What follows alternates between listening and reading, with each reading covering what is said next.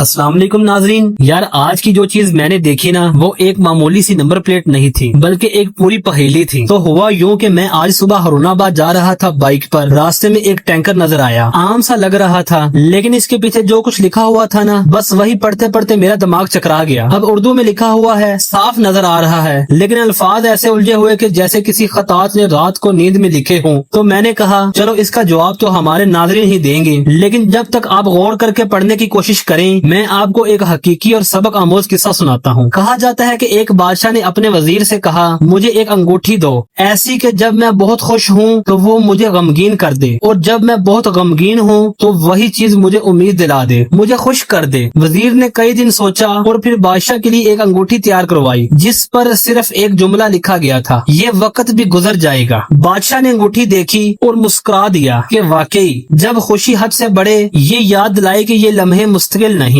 اور جب دکھ دل کو توڑنے لگے یہ امید دلائے کہ یہ بھی گزر جائے گا۔ تو ناظرین، زندگی میں کوئی لمحہ دائمی نہیں، نہ دکھ نہ سکھ، اور بالکل اسی طرح جیسے بادشاہ اس جملے کو دیکھ کر سنبھل جاتا تھا ویسے ہی آج جب میری نظر اس ٹینکر پر پڑی تو مجھے لگا جیسے یہ بھی کوئی اشارہ ہے، کوئی چھپی بات، کوئی پہیلی۔ اب یہ سوال آپ کے لیے ہے، اس نمبر پلیٹ یا بورڈ پر کیا لکھا ہوا ہے؟ ذرا غور سے دیکھیں، کامنٹس میں ضرور بتائیں، اور ہاں ویڈیو پسند آئی ہو تو لائک کریں، دوستوں سے شیئر کریں اور سبسکرائب کرنا نہ بھولیں، کیونکہ ہم ہیں ڈیلی ڈسکوریز، یہاں ہر دن ایک نیا سوال، ایک نئی حیرت، ایک نیا سبق۔